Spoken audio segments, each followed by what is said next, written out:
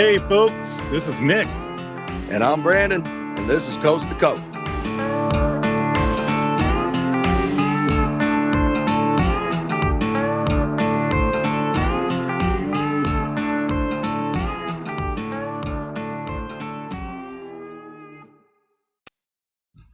Hey everybody, welcome back for another episode.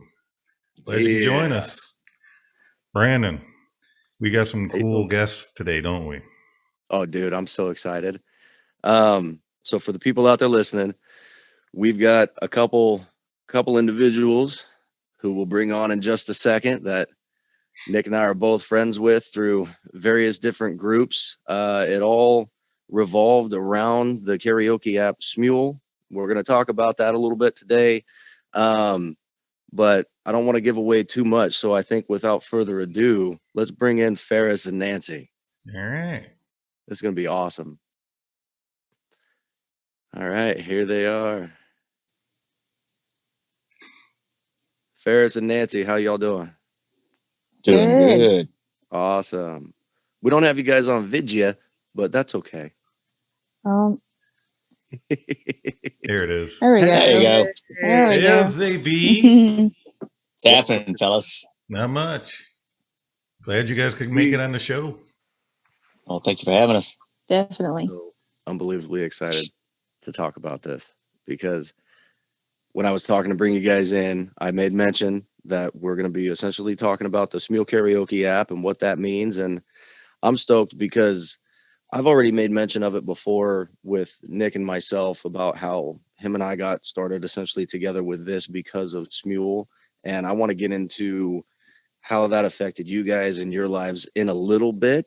But for right now, you being who you are and the users that you are on Smule and all the various different things that you do, you guys have both really gone down that rabbit hole. You have an exponential amount of knowledge when it comes to this app, much more than myself or Nick. Not that you don't know your shit, bro, but you know, these guys, they're the real deal. Nothing.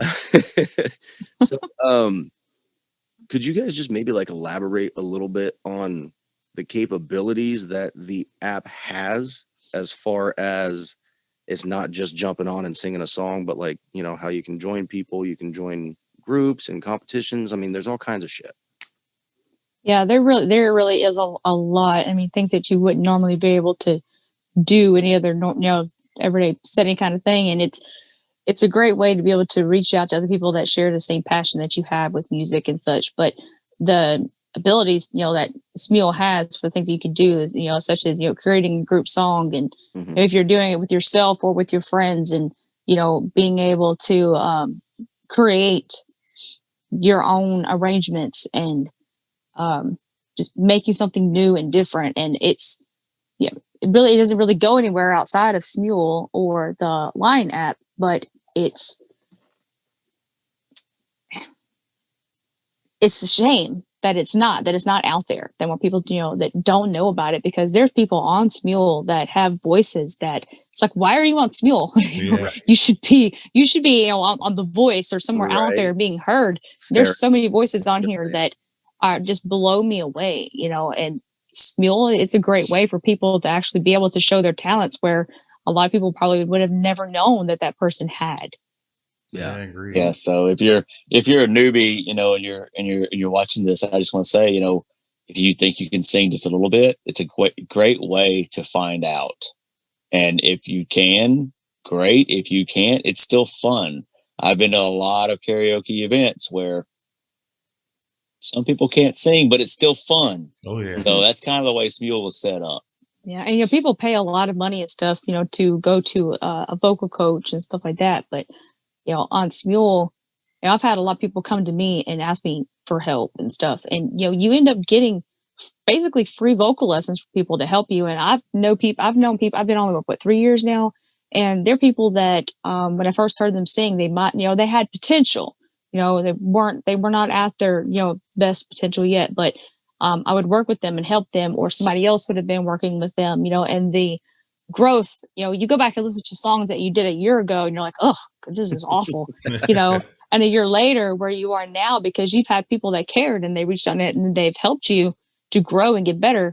I mean, that's just, how else would you get that like that other than Smule, and talking to people like that? Yeah. It's just, Well, and the other thing too about that is, you yourself, you're always willing to help, and the way that you do it is not like it's constructive criticism, right? Like whenever I'm asking anybody on Smule that I know that knows their shit for assistance, you personally are always just like super crazy willing. And what I appreciate about you specifically, Nancy, is like you've been doing this for so long, right?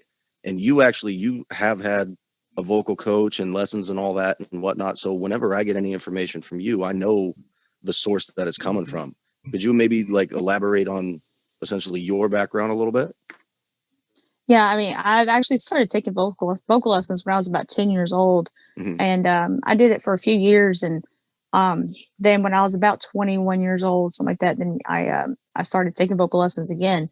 And I still go to my coach, as often as I can, but what I tell people a lot of times is that singing it's like going to the gym. You have to work out every day, and you have to keep going to keep your muscle strength up, of your voice and such. And if you quit doing it, then you lose your strength and your power. But I mean, I don't have a degree or anything like that. I actually considered it that I would love to, because as much as I love singing, I love helping people and working with people. People will send me a message and say, "I hate to bother you, but will you please?" I'm like, "Are you serious? I love doing this. This is I live to do this on here. Please send me everything. I love to help." And the bad thing is, is I can't always practice what I preach. And so, it's like sometimes I feel hypocritical because maybe sometimes I can't do it. It's like, I know what you need to do. Sometimes I might not be able to implement it. So I'm like, do what I say, not what I do, even though I try my best. Fantastic. What about you, Farris? How about you? Oh, well, I don't have any technical music background, but with the exception of, I mean, family experiences, I guess, could be technical when you're exposed to it. But my mom was deep into music early on in her life. She was involved with the Dallas Symphony. I believe she's got a music degree. Pretty sure she does. She's done a lot of different odd jobs over time, but the one thing that stayed consistent was her teaching. She does personal lessons for piano and violin. So it's the exposure to that, plus I guess the genetic talent I got for different things like playing the guitar, just being music capable. It came from that. So I don't have any formal training or anything. In fact, I got on Smule as a way to just practice. I kind of knew what the app was about. Everybody's a newbie at one point, but I kind of knew a little more because I'm calculated when it comes to every app that I download. So I did the research on it a little bit. It's okay, so you can join across, the internet to anybody in the world and do these little songs or whatever. But I just wanted to do it for myself. And when I ended up, paying for the annual membership, I ended up getting to know people because they joined my stuff that I opened if I opened a join. And all of a sudden, a whole new world opened up. Like, wow, there's comps, there's events, there's groups that get together and just hang out on the side, and you get to meet all kinds of people. So it's not just about the singing. The singing is what literally brings people together. That's what I like about Smule. But my background is strictly just hobby. I write a little bit, and I mean a little bit. I've done a couple dozen songs in my life, but that's that's the main reason I got on to get practice, to be able to sound better as a vocalist, so that if I were to continue to write songs, I would be able to at least showcase my songs a little bit better in that industry world, of music. So that's pretty much it.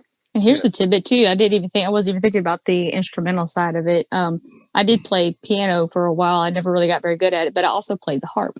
Oh, really? Wow. And yes, I did. I played the harp. I would love to get back into it and start learning how to do it again, because that's not something you run across. That's such a taboo of an instrument. See? Oh, really? The harp. Oh, the harp. Yeah. I haven't heard that cool. since It's the 17th century. Instruments. Not everybody plays it. So when you know somebody like Nick and I know you guys because of Smule through the the Smule group So Country, which you guys actually co-created together. I'm gonna talk about that in a minute too. But I've known you guys for quite a few months now, and I didn't know that. I mean, that's just like, who says they play the freaking harp, right? Well, I'm just saying. But I think Farris, I think you made a really good point when you said, you got on there essentially to practice. You got on there because not necessarily because you wanted to join other people or join a group of, people who would essentially become friends, but it was, you just wanted to get on there and do your thing.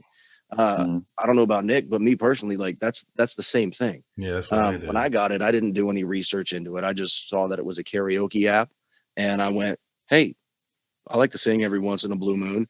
And now, fast forward 4 years, and I'm super involved with all kinds of stuff because of you guys and what you've done with So Country. That kind of inspired me to create the group that I did, which you guys are on my admin team for. I mean, it's awesome. I think it's fantastic. Like I said, I don't know what Nick was thinking when he signed up, but I'm sure he'd probably touch on it. I was just thinking like you. I was looking for something just to sing, see if I was any good. I always liked singing, but usually only in the car or something. I sang with a band once at a party, but that was years ago. But like you, as soon as I started finding out, you can join and everything else, I was like, wow.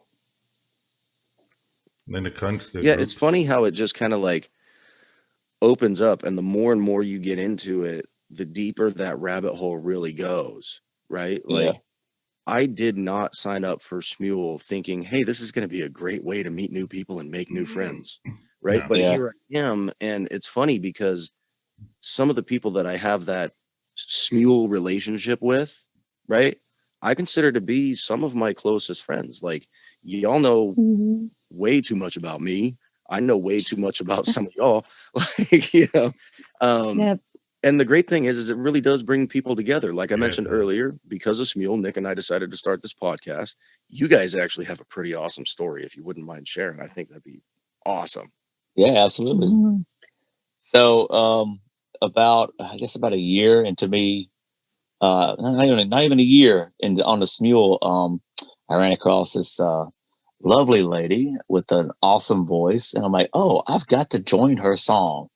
And it was a Vince Gill song, and I've been joining people for a while, and she doesn't know this part about it, but I actually listened to it a few times before I actually joined it because I wanted to get her vocals down right, because she was doing something a little bit different in the song in my mind. So I'm like, okay, well, I don't want to be off time or anything. Way before I did the first, ever even knew there was a comp out there. You wanted to stand out above the rest of the crowd. I did. I had an alternative motive too. Like, there's a good chance, and he did. And he there's did. a good chance she's single, maybe, because I am. Let's do this. But so, and just one thing led to another. I mean, I joined it. She recognized it. She liked it. But we were friends for over a year.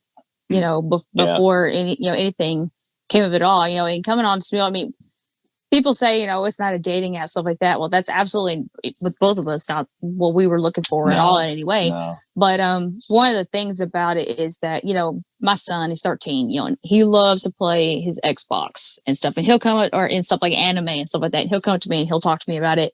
And I'm like, I have no idea what you're talking about. I really don't care, And that's how a lot of people feel whenever, when they don't sing or share the same passion. And you go try to talk to them about it, and they're like, "Okay, whatever. Are you done now?" But whenever we get on, on Smule, everybody they all share the same passion, no matter if they're good at it or not good at it, and we support each other. Oh yeah. We want to help each other grow and stuff like that. But people in our lives around us, they don't get it or understand like our friends do on Smule and on the Line app. So it's always great and amazing whenever you find somebody that shares the same passion as you. And for Farris and I, it definitely was something that brought us together because we already knew us all that we shared, a passion for music and for singing. And, we both sung in closets. Yes. I mean, that's a thing. So, I mean, hiding from people that don't get it. And that happens. And that when you come into Smule, you tend to create those platonic relationships through people from different backgrounds, different areas, and sometimes it goes the next level.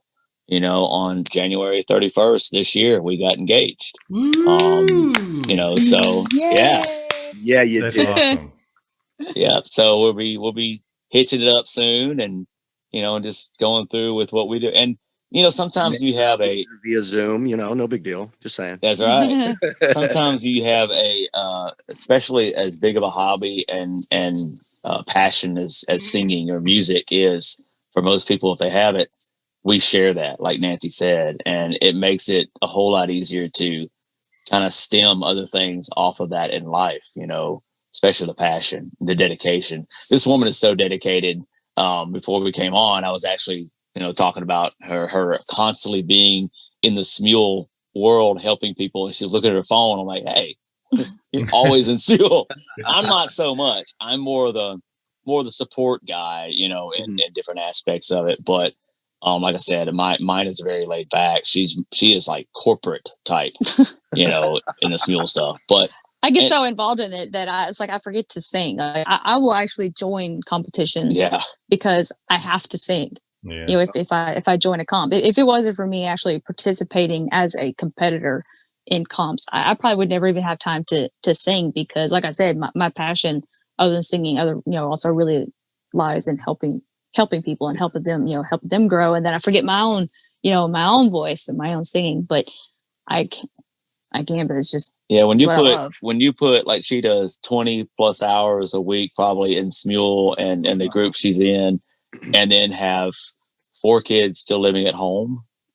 I mean, and a full-time job. She juggles and she does it pretty well. Yeah. Another attractive trait that I found, I was like, hey, this is inspiring. Whereas my two girls are in their teens, and they lock me out of their lives for the most part, but they love me, I guess. But that's what they do, right? They go in their room, their cave, and but I have nothing but respect. My son's only 3.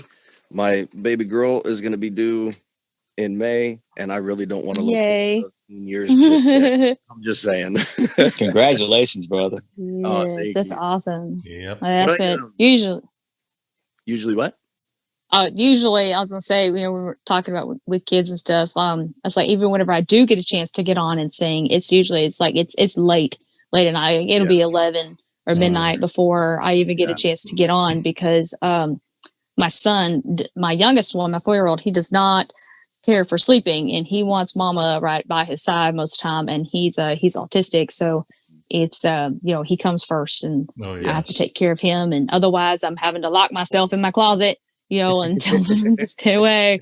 But if I do get a chance to actually sing, then I have to wait till kids get in bed, and that's something that I'm sure a lot of people out there can definitely definitely have the same type of issues and stuff, so, because life, it's one thing we always tell people, is life comes first. Well, Brandon, don't forget now, I've raised girls, so if you need some help with that new one, no, don't call me. Girls are a totally different ball game. No, I'm familiar with them. That's about it. Don't just leave you out of it, huh? It was a whole new world for him, because I have 3 daughters and 2 sons, and he's not used to boys. I told her, like, I don't know what to do with boys. I don't know what to do with boys. I'm like, but you are one. I can do the outdoor stuff, but it's like with my brothers, and which I have many of them. So growing up, that's what we did: outdoors, hunting, all that stuff. But I could do that, but I really don't know. I don't know. I'm not prepared. That as a girl too, though. I did. Well, I know you did, but you're like the unbelievable, the girl. Yeah. Right. Yeah. Tomboy. The tomboy. Yeah. But I guess I didn't know what to expect as he responded. Mainly Aiden, because Owen is Owen. I mean, he's got his own responses, and that's cool. But Aiden, being a teenager, I didn't know kind of how he would respond to all that. But I mean, I'm catching on. I've got to slip into how. Yeah, you're the one that has the learning curve for sure. That's right. Yeah. That's right. I have the opposite problem, dude. I've like I said, our son's 3. He'll be 4 in June. So my wife and I find out that we're having a baby girl, and I'm over here, I don't know what the hell to do with the girl. Elated, right? I mean, obviously I'm happy as I can possibly be. I'm ecstatic about it, but I'm scared shitless. Well, dude, I'll tell you what, I Yeah. had a Yeah, boy she'll and end up being a daddy's girl. I had a boy and a girl of my own, and they're the same, 4 years apart, and the girl's a whole different thing. Yeah. Mhm. Who's older on your side, Nick? The boy, Your boy or your girl? the boy. Yeah. He was about 4 when she was born, and I'm telling you what, she was my, not that he. It's hard to say because it makes it sound like your other kid wasn't, but she was like my world, man. Mhm. And I'm gonna tell you too, Brandon, and if you have another girl, like the third kid, Oh man. they're usually, when you have two girls, in my experience, I've got three, they are totally opposites. And usually you're thinking one and one, okay, opposites, but when you have a third one there, it's a whole new opposite from the other two. Boys are generally even more, they're more closely related to each other. You know what I mean? They have a lot more in common. It's weird because I've got a lot of brothers. I'm not going to give you a number because you're going to think, holy crap. Anyway, there's a lot of us, and they're very similar in personalities, and you can kind of expect, what to expect out of them. You know what I mean? But when you have multiple girl, it's like, okay, you're purple, you're green, it's totally different. Totally different. Yeah, I mean, like, dude, you want to go camping, you want to go fishing, you want to go shooting. Yeah. Girls, I have, me personally. I did all that stuff as a girl, Brandon. I did all those things as a girl. I'm telling you right now. My stepdad used to go to work and tell people that he would say, my daughter can outshoot you. That's stuff. awesome. That's what we did. We went out, we would go target practicing all the time. He'd get me at 4 o'clock in the morning. We'd go hunting, that's how I'm hoping my daughter is going to be. Like, if there's anything that I'm definitely going to try my hardest and damnedest at, is going to get her to like guns and trucks. Oh yeah. Guns and trucks. And if she's raised around it and all that, she'll definitely be all about it. I'm a big sissy now. I can't do half the stuff I did when I was a kid. Now I'm spoiled. I'm spoiled now. But no, I used to be one of those that ran around outside with no shoes on, and I played in the dirt, and it didn't make no difference to me. I'd go take a walk in the woods, with my gun by myself, checking stuff out, and come home before the sun goes down. Ain't no fancy Nancy here. Mm-mm. Nice. No. Fancy Nancy. Yeah, I'm also really hoping I can get both my kids like heavily involved in music in some form or fashion. That'd be awesome. Yeah. We'll see. As long as if they're exposed to it, then there's a good chance that that they might pick it up, and then they might not. But so long as they grow up and they're like good, decent human beings, I think we've all done. Hey. Just saying. Sorry, Wait. Hey. He was running away with. He's like, ooh, he's pulling me. Hey Boy, hey. Then me or yeah. So getting back to a little bit of the subject at hand, what I think impresses me the most about you two is what you've essentially, since you've come together, what you've been able to do combined with Smule. Yeah. I mean, you created So Country. You guys have created and co-created and ran karaoke competitions together. I mean, what is, for anyone out there who's wondering, what is that like? Like, we've mentioned karaoke comps, right? People who've never used Smule before might go, well, how the fuck do you do that through a freaking cell phone? Yeah. So can you kind of walk us through that process a little bit? Well, it depends on which side if you're talking about newbies, I was talking about actually competing. Mhm. But if you are talking about, from our experiences and what we've done on the admin, staffing side of it. So speaking about the, of the staffing side of it, people really don't understand and know just how much goes into that. I mean, it's a very behind the scenes of comp. It's very stressful. It's very stressful.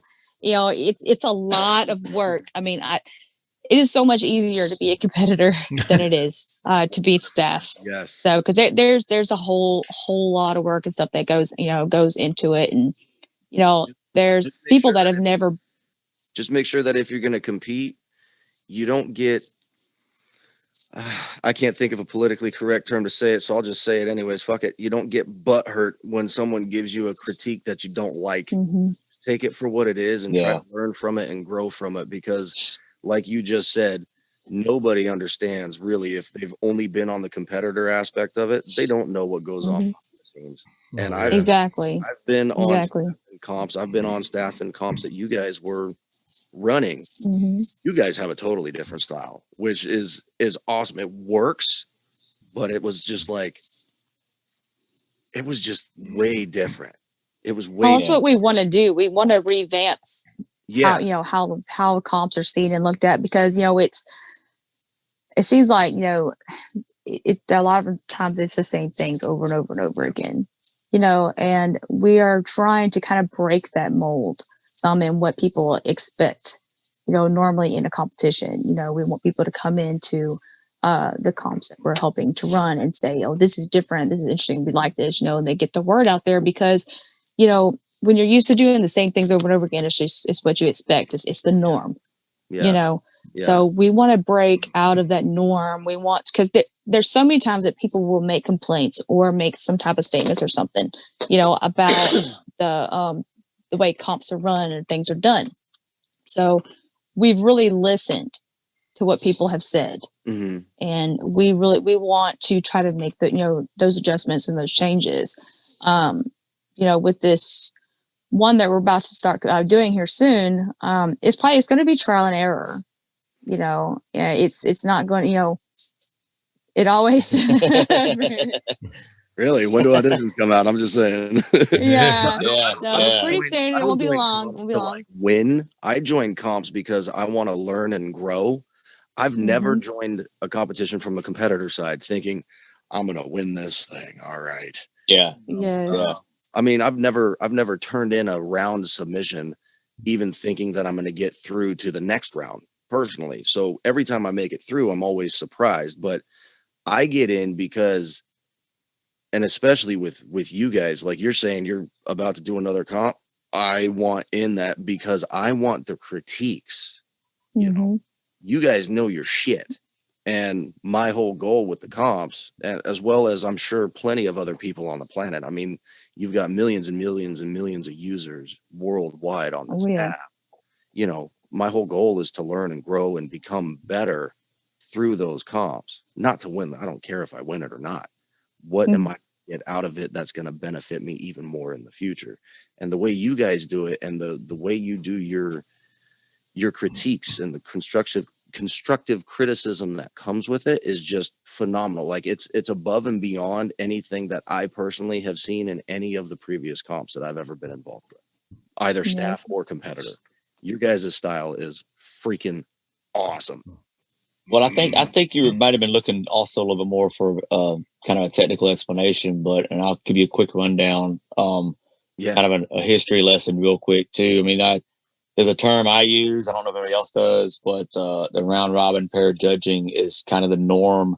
And what that means is the round robin is where you have groups of contestants and they rotate around every week, round or whatever you'll call it. And then the pair judging part is just what it is. You've got a dual team of judges and they work together on the same set of contestants. And by design, it works. Okay. I get it. So you kind of, it's like a roulette of who you're going to get as a judge to judge, and then who the contestant's going to get as a judge to have them judge them. The two issues with that everybody knows, and as we've heard the feedback, is that you can't get to know what the judges are looking for because they don't always follow that criteria, because of that background, that the way they're used to hearing things, or especially if it's subjective, right? Yep. And then the judges have to have a whole new set of contestants that they have to listen to and all that. So that part kind of keeps it fresh, and it's a new type, maybe a new style if the kind of comp allows that or whatever, if it's not, pigeonholed on one genre.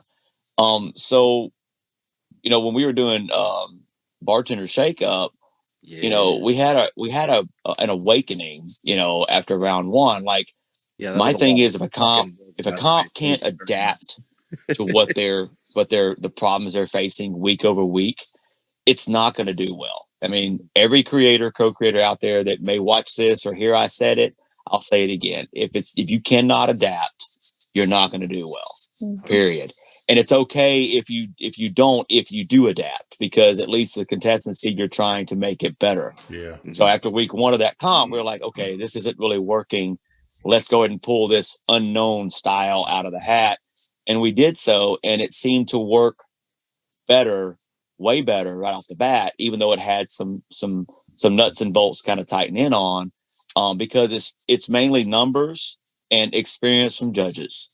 Yeah. That's it. It combines the two, and it really does a good job eliminating those two main topics that people complain about, which is subjectivity and bias.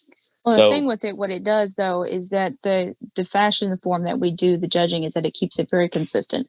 The problem with that round robin judging, if you have a set of 2 judges and they're judging different people each week, then if you might get a critique from this set of judges and they say, oh, you should do this, and then you adjust it and you do what they said in that following week, but you have a different set of judges now. Yep. And they feel the totally different opposite about it. And they maybe would have liked, what you had done, but the way that we do it, it's consistent because you don't have that bouncing around of judges like that. So every single week, having been on your judging staff for Bartender Shakeup, I thought y'all were trying to kill me, but holy shit, it's a lot more. It's a lot more work.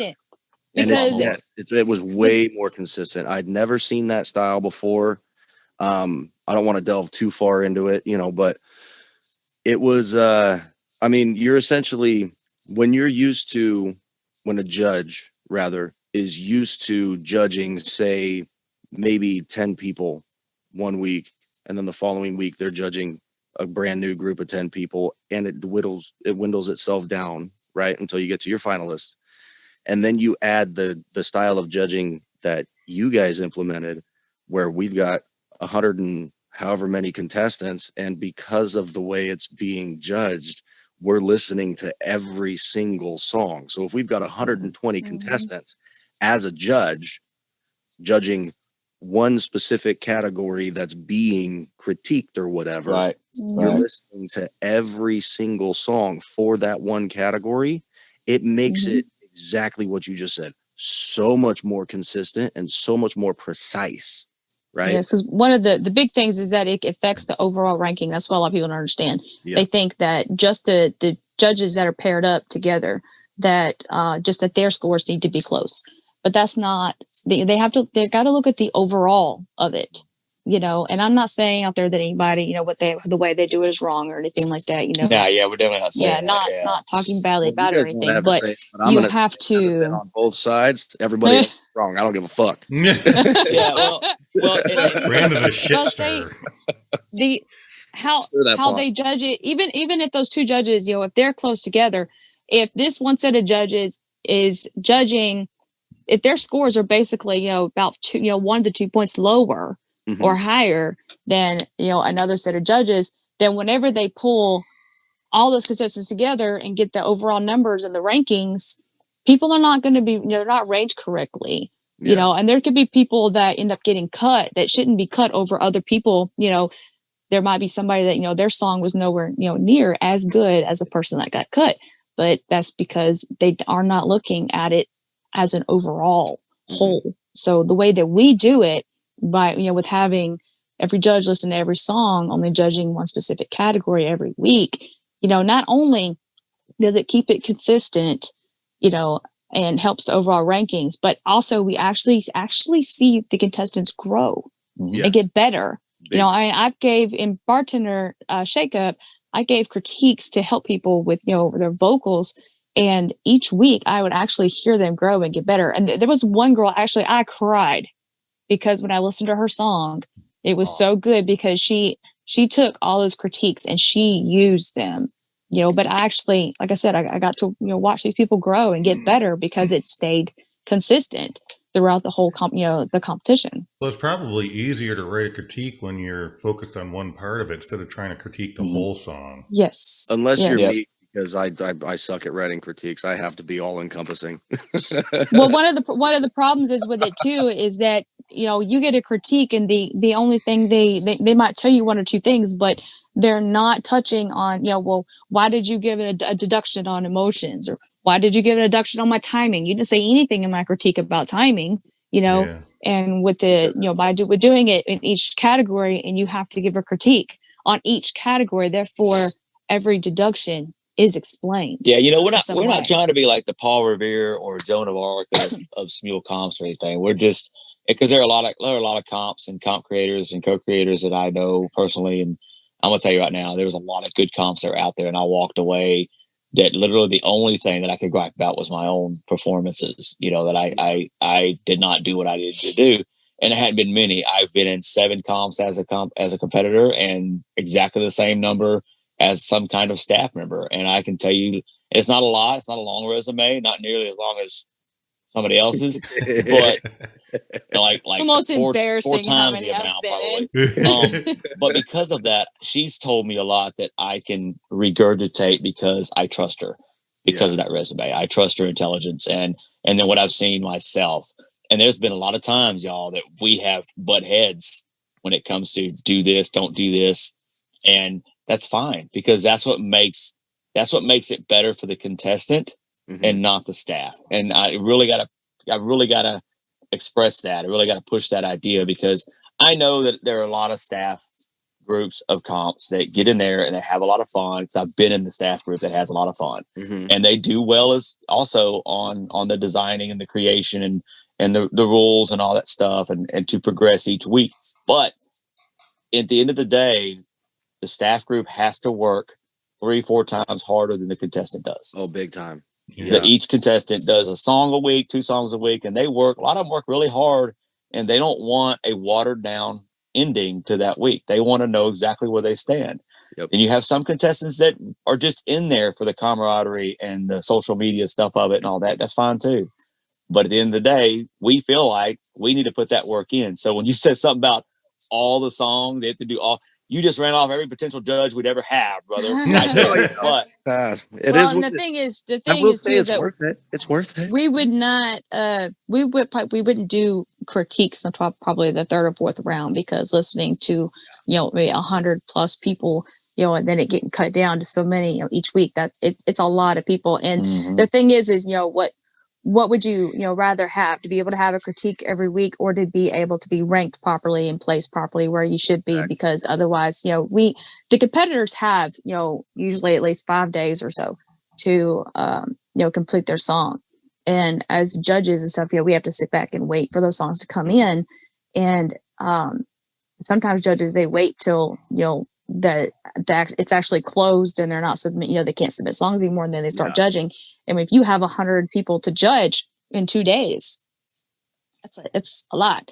So therefore, critiquing, it would have to wait until, some of it dwindled down. And they're like, well, we want the critiques because that's what makes us better, Yeah, says the man in the background. It said, that had his songs done by Thursday. So, but the point of it though is to be able to get people, to get them ranked correctly and get them consistent. And then, once it dwindles down some, then there would be, a critique for every single category instead of one big critique. You have a critique in each category. Yeah.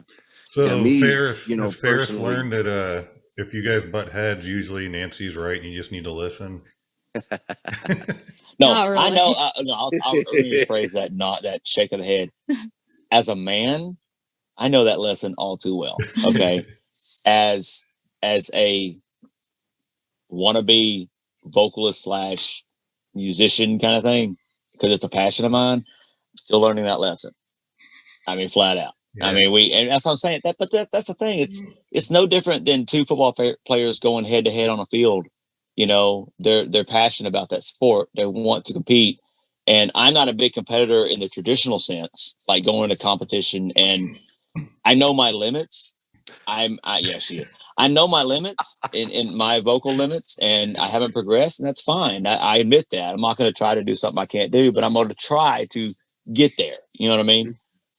But when it comes to when we talk about doing a certain project or something, yeah, we want the best thing. So you kind of have to compete a little bit in the designing or the organization part of it, so that you get the best product for whoever's being involved. Yeah.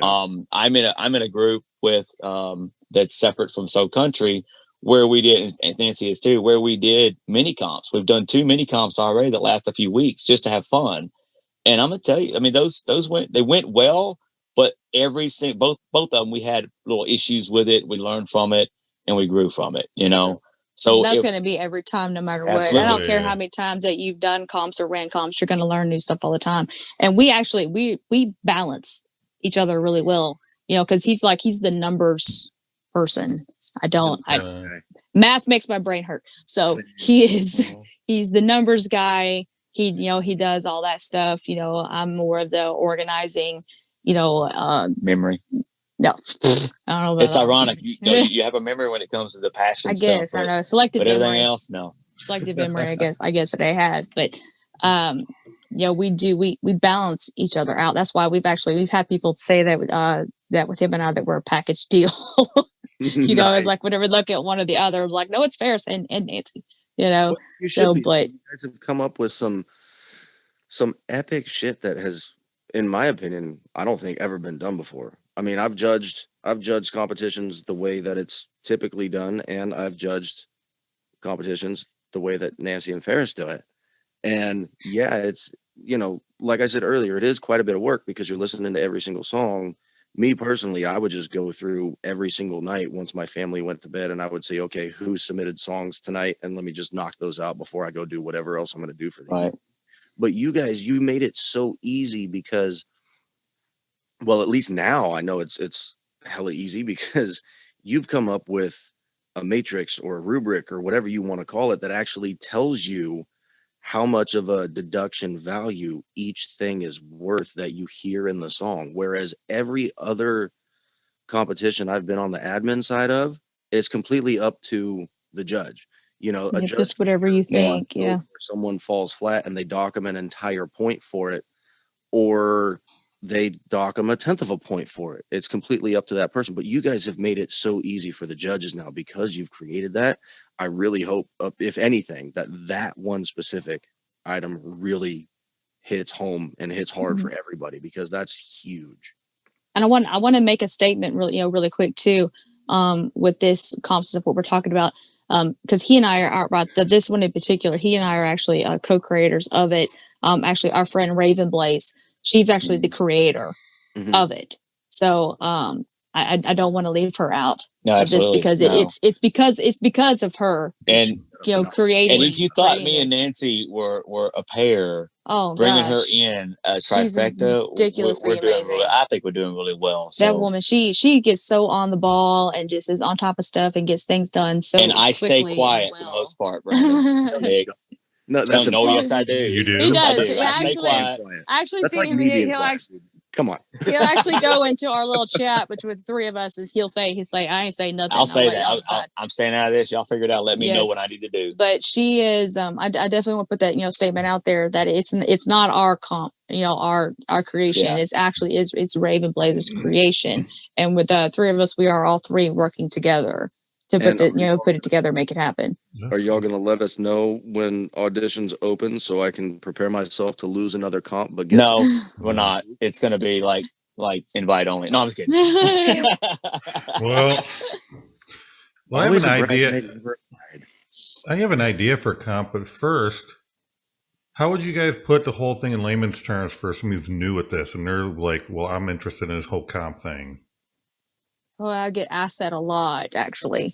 And there's not really just even a quick explanation that you can really give. A lot of times I will actually just walk them through the basics of it. And then if they join the comp, then it seems like basically almost every comp I do, I end up taking somebody under my wing through it, Yeah. And every time. And I've made some great friends, by doing that too, because, I'll see somebody mention something or say something in chat about how they don't understand something. So I'll message them or tell them, hey, give me a message and I'll help you out.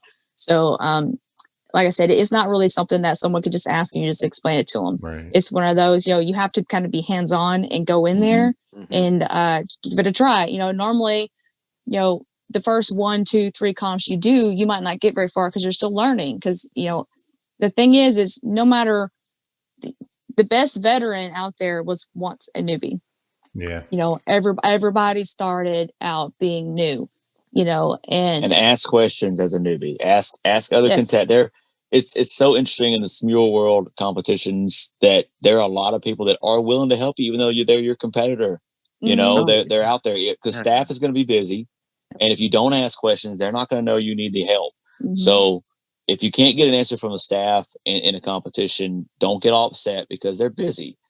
They have regular lives too. This is all for fun. This is nobody. Not like you guys get paid or anything. Yeah. Right. No. And you never know what's going on, in people's lives, so that like behind it, because there's people that have things that happen, in their lives. Like I've had people come to me say, "Oh, I'm sorry, I haven't been around because I had a death in the family," or somebody says that I've been sick, or just or some other type of major things that have happened, and people in the background are complaining like, where is this person, like what's going on, they're supposed to be here, it's like we don't. Someone's getting ready to go on vacation the next day, and they're part of your judging staff and says, "Hey, I'm not going to be able to do my judging. Can you guys handle it for me?" And you say, "Yeah, sure." And then that dumbass actually jumps in and gets all his judging done by 4 a.m. And he goes on vacation. Just saying, no thing.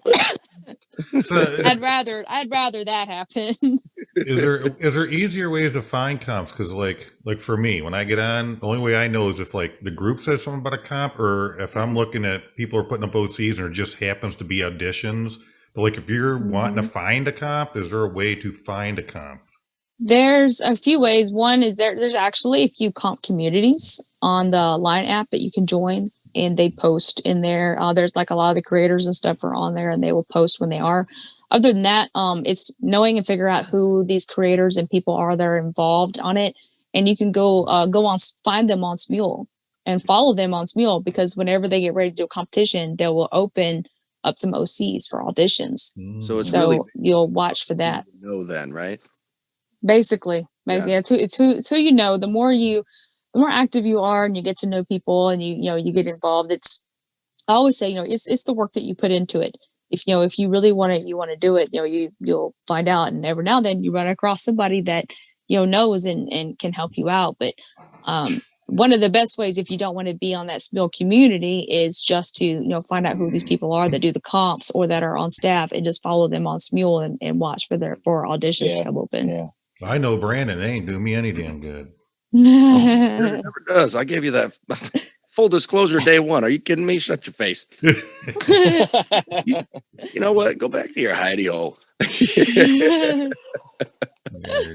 I will say, in my opinion, for anybody who's thinking about getting on the Smule, or maybe they're somewhat new to Smule and they're hearing this and they're like, holy shit, there's this whole crazy other aspect to it. If you're on Smule and you're just on there to have a good time, and you're literally the only reason you're on it is just to do your own thing, and you're thinking about getting into competitions and all that, really think about it, because it is, and please correct me if I'm wrong, but I feel like you guys are all going to agree, it's an entirely different, not just world, but universe. Yeah. Oh yeah. I mean, Oh, gosh. it's nuts. Yeah, I think two types of people do well in comps: those that want to make friends and those that want to compete. And if you're not one of those, I mean online friends, right? Yeah. There's a lot of people that don't do online. My brother will not do any social media website at all. He just doesn't. For the longest he's younger time, than me. For the longest time, I was kind of like that. I'm like, I really don't care about online connections as far as like meeting people and all that kind of stuff. And I'm super grateful that I decided to get Smule, and I took it the route that I did, because otherwise I would have never met any of you guys. It's one of those things, like, it's every once in a while I still get that thought in the back of my mind of, how can I feel so close and so connected to an individual that I've never met in real life before. I've only met in an online format, and they live all the way across the other side of the freaking country. you know, they're Mhm. 3,000 some odd miles around or away, but I have, at times it feels like even a better connection with those individuals than I do with the real life people that are Right. right around the corner. Right. And Yeah. it takes a little finesse finding those people too, because you've got, again, two types of people. You've got those who get online and they kind of give a big front of who they are, and you have those that, you got the other side of it that they feel free online to be themselves, you know. Which is what happened actually when we were talking about he and I. That's Yeah. one of the things that I've talked about with him before, is the fact that because I wasn't looking for a relationship or anything, I was always 100% me, who I am, you know, for over a year while we just talked and, you know, we're friends. I never had to put up a, you know, felt like I had to put up a front or anything, you know, at all. I was 100%. And she's still me. the same. She's still the Nazi coach Yoda that I had back at the beginning, and telling me, do this comp, do it this way, you'll be fine. Oh yeah.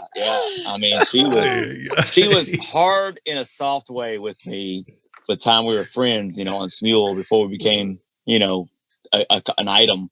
And dude, I appreciated the hell out of it. I did, because it made me grow. He's still talking about that. Yes, I called her a Nazi. You're gonna get smacked if this is over. She was she knows it. I mean, but I give her all the gratitude in the world.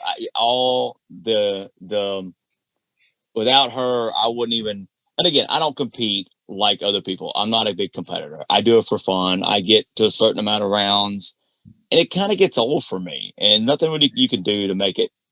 Maybe I haven't been in a comp yet, but there are good ones out there. But she knows what she's done for me, and without that, I wouldn't be able to understand what I know now, and take this passion and this hobby, if you will, which it is, to another level, and try to encourage others from the very bottom to middle way of the pack with comps and everything to just keep doing it. You know, just keep. You're doing fine. Just keep doing it. You know. And I'm not a know-it-all at all, you know, by any means. There's still a lot I know that I have to learn, and that I would love to learn. Sometimes people throw out a technical word out there or something, and I'm straight on Google, you know, and I gotta Nick look it up. To say with his eyes. You know. So I just want to put it out there, saying, you know, that I don't think I know everything, because I know there's a lot that I still have to learn. Oh yeah, I remember several times in the last 6 months we're looking things up, you know, online. What does that mean exactly? Because you need a comp, sometimes you get critiques where you may have somebody with a music background, right? Yeah. And they use words you have no idea. So that's a different message, but again, we're not professional singers. Most of us aren't. There are some on Smule, I think, but we're also not professional judges. So when, as a contestant, when I read a critique like that says some weird term that's in a music book somewhere, I'm like, what do they even mean? I don't understand. What is that? I don't get that. What does inflection mean? You know, okay, we have to go look it up. So if we don't know, we're going to find out.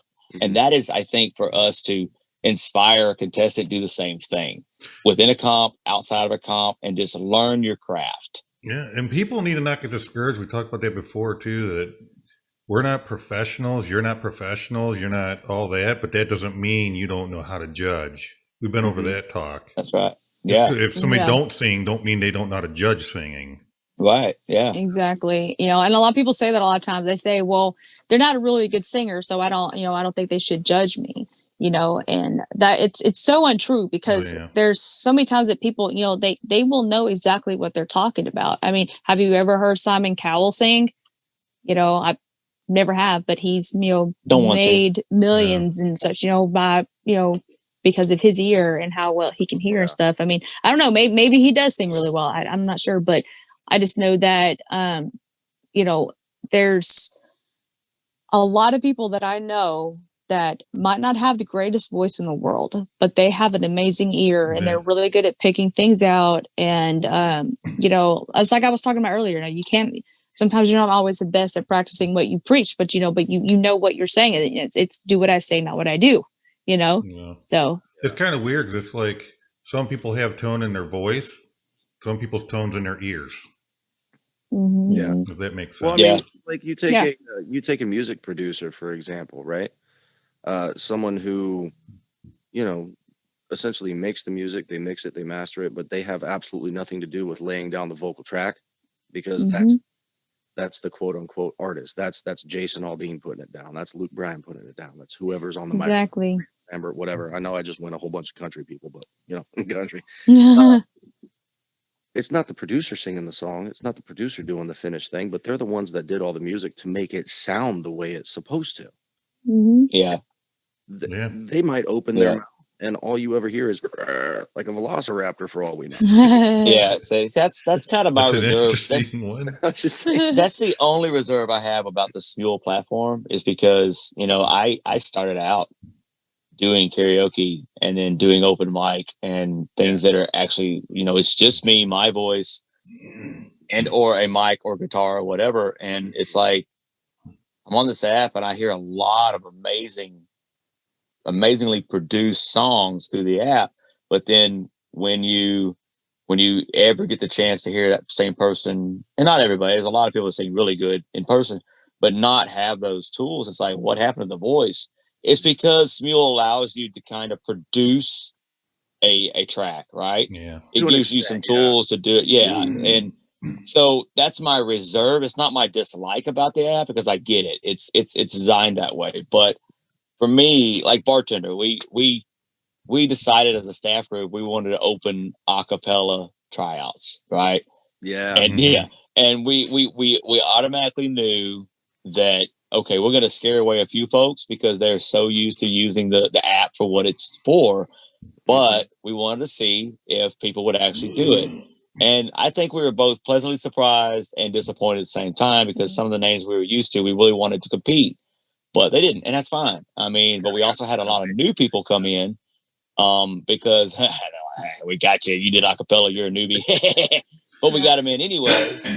Nick. Yeah. It's weird because knowing if you audition for American Idol, that's exactly what they do. They go out there a cappella and just have to sing in front of the judges, you know, and that's basically, you know, what we were doing. So, you know, we're not going to pick a song for you, pick a track, you know, we just sing whatever you want. I like and it. then that's what we did, but it scared a lot of people away. Nobody wanted to do it.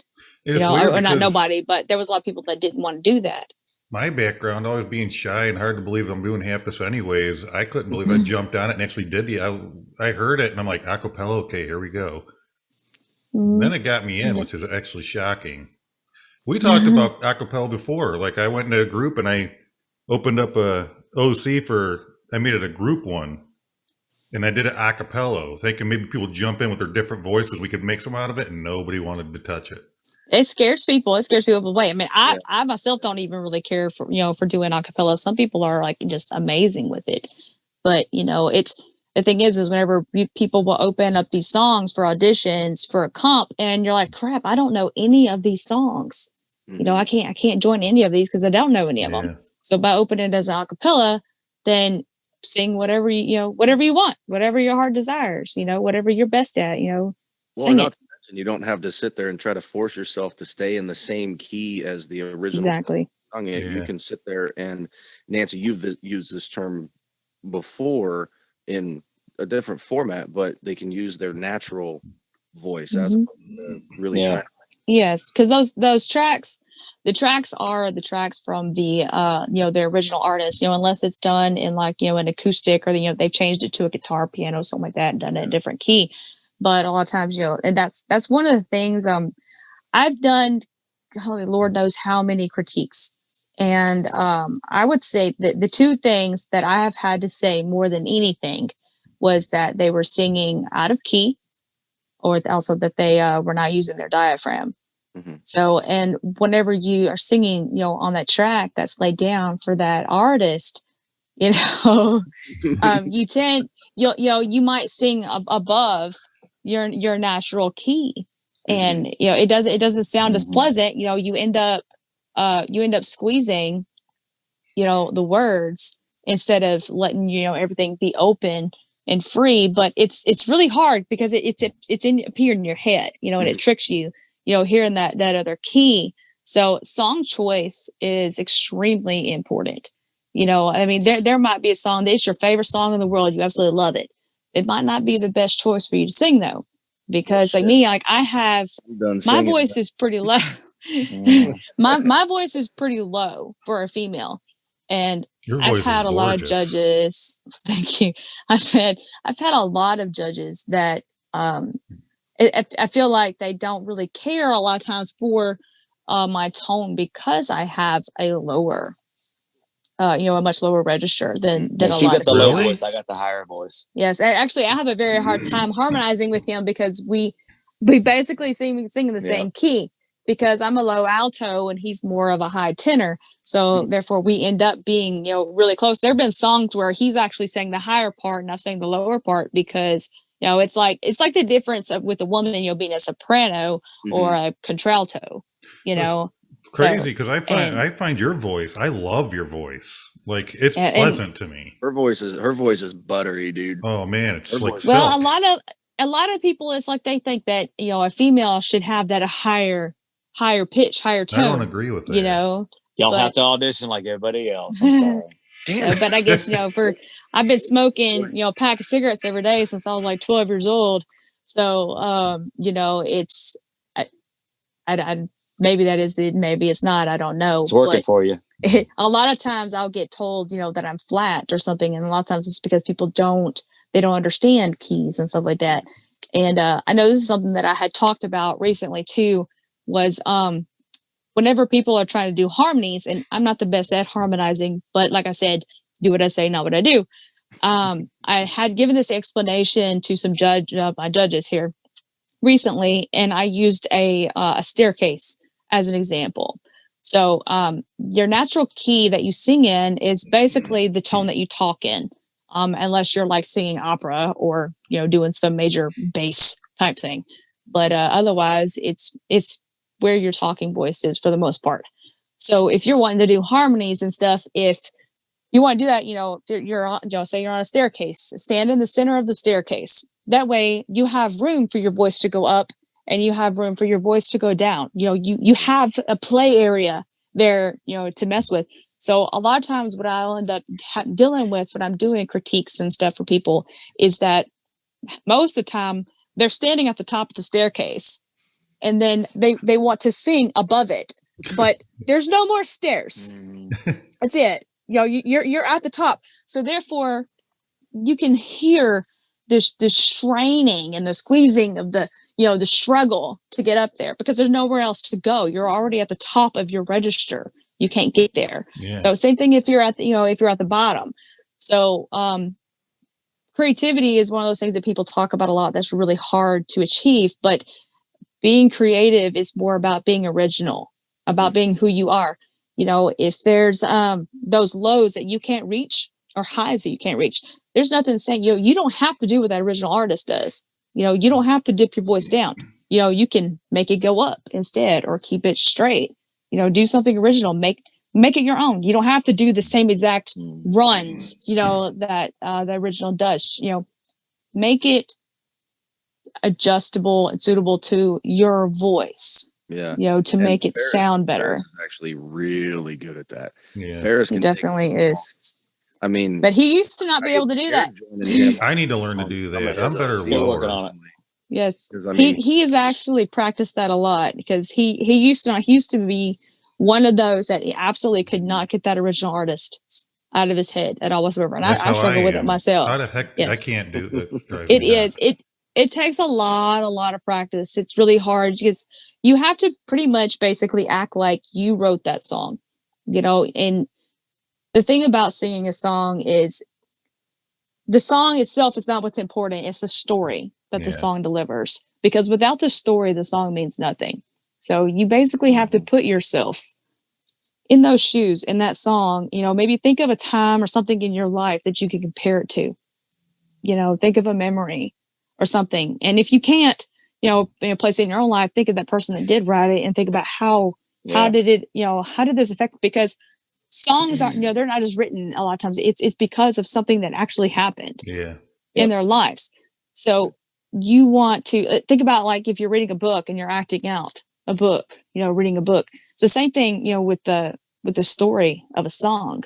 because you want to portray and deliver those feelings in the emotion of the song, whether it be sad, mad, happy, whatever. Yeah, it's like in movies, people take on a character movie role. You're taking on that character to portray the story and the emotion and everything that's encompassed within that song. Absolutely. That's what it's all about, is the story of the song. That's how Brandon attracted me. Well, I mean, that was very hard, sly devil, you. He was smooth. Smooth operator. Well, I don't know if you guys, I don't know if y'all heard, but our buzzer guy did go off. All right. Well, I want to end it with one more thing. Farris, I think you might appreciate this, or you might not. I have an idea for comp, something totally different. We should do a parody comp. No, that's all over.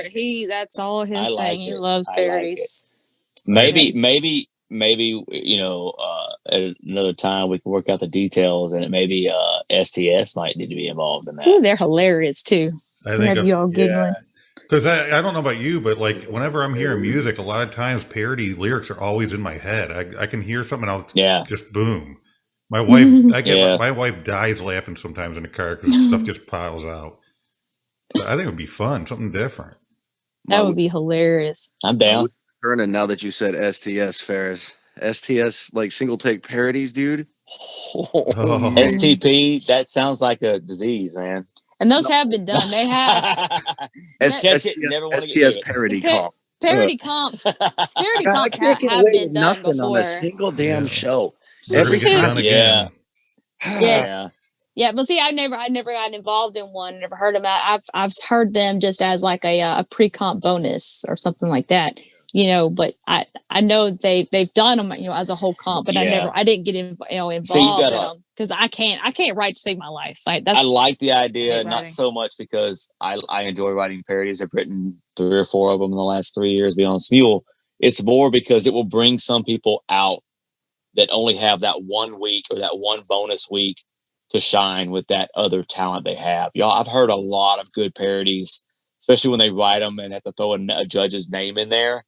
It's hilarious, and I know they're, but if you get that, if that were to be the reason, I'm all on board, because those people that have that extra ability to write parodies, can you imagine the kind of work out of that when you give them a topic? Hey, you gotta write a parody of this. It's gotta be original right then, and that is tough when you're doing a week, maybe make it 2 weeks to do it or something like that, like a 6-week 3-round kind of thing. I don't know. I mean, but I'm down. Let's talk about it. Let's do it. We'll have to talk about it and work it out. I think that'd be fun as shit. That'd be cool. It was awesome having you guys on here. Yes, thank you for having us here. Absolutely. Fantastic. I think people get a lot out of this one. What do you think, Brandon? Oh, absolutely. This was chock full of so much freaking information. It was absolutely. And dude, Nick, I got to give it to you. I don't know where am I over on this side or am I on this side? You're on whatever. Come on. Dude, we stuck to the topic today. What the fuck? Man, that was messed up. People might get disappointed. We just lost any hope of subscribers. It was fun, guys. Hope you come on again. Oh yeah, definitely. Because I know there's still a ton of things that we can go on. discuss. I have so many things I could discuss and talk about. I want to ask, but we can't ask because we're out of time. Yeah. Well, thanks again, you guys. We really appreciate it. And thank y'all for having us on. I mean, it was awesome. We enjoyed it. Awesome. Fantastic. All right, later. You all rock. Later, guys. Nick, you rock. You guys rock. Y'all rock. Take it easy, everybody. Take it easy. All right, later. That was a good show, huh? Dude, that was cool. That was epic. I'm proud of us. Yeah. We actually managed to choose something to talk about and stuck with it, dude. Wow. It's amazing. That's a first for this show. People are going to be disappointed. I meant every bit of that high five. That's probably going to look really weird on YouTube. Which, by the way, we've mentioned to our audience before the 1 or 2 people that actually listen. We've mentioned YouTube, but we haven't actually told them where to go. So can you tell them where to go, what they can search for on YouTube to find us? Because we're not coast to coast on YouTube. We're actually in a different thing. Well, you could probably find coast to coast, but if there's other stuff, it'll take a little bit. If you just search "Good Old Boy Sound Room" and actually make it all one thing, like a hashtag, "Good Old Boy Sound Room," you'll go right to our page. We got the podcast is on there. We have like Smule videos when we're singing on Smule. We got parody. We're not parodies, but we got like outtakes and we made, which fucking hilarious. Yeah, that was funny shit. Awesome. So our channel ain't gonna just have podcasts. It's gonna have anything that's got to do with our podcast, anything that's got to do with me and my buddy Brandon over here. Funny stuff, cool, whatever. It's gonna be constantly loaded with something. I'm in the process of building a I am building a studio in my backyard, which I've mentioned on previous episodes. And I'm actually, dude, I've been contemplating this, like filming the process.